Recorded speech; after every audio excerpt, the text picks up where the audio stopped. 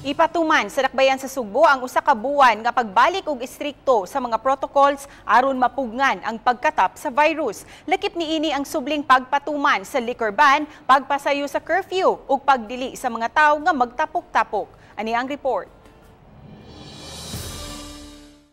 Inguni ni ang sitwasyon sa kilid sa Fort San Pedro sa dakbayan Sugbo kagahapon sa hapon. Midagsa ang mga tawo, sagad kanila mga batan-on nga nagtapok-tapok. Gani ang uban ug wa usab magsulob og face mask.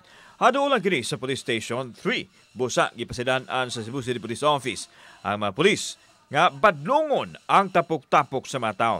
Muna atong gi-remind no, atong i-remind balik sa ato ang Chief of Police considering nga naara gid diha lang atong police station nga bantayan na sad ni ang ato ang mga public places nga daghan na sad ang nagsuroy-suroy sa mga public places.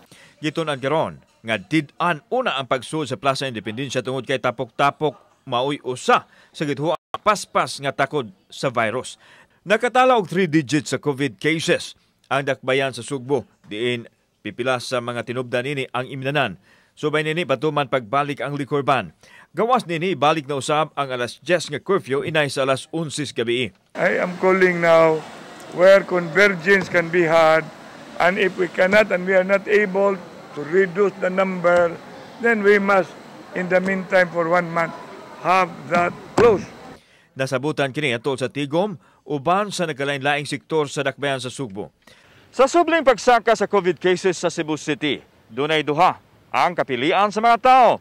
Mutabang aron di na mukayanap ang virus o mubalik sa mas istrikto nga quarantine status. Samtang matud ni Acting Mayor Michael Rama nga kinahanglan dayong mulihok ang dakbayan ilabi na nga misaka na usab ang utilization rate sa mga healthcare facility. If we really want and we love the city, let's bear the brunt in for 1 whole month. Nakatala ang Emergency Operations Center og 199 kabagong kaso nga naghimo ngadto sa 1,797 active cases. Misaka usab og 15.35% ang daily positivity rate sa dakbayan itandi sa 5% sa WHO threshold. Miabot na usab sa 51.1% ang healthcare utilization rate nga hapit na moabot sa 60% nga critical level. Kauban si Cleofer Lumayag, ako si Alan Domingo.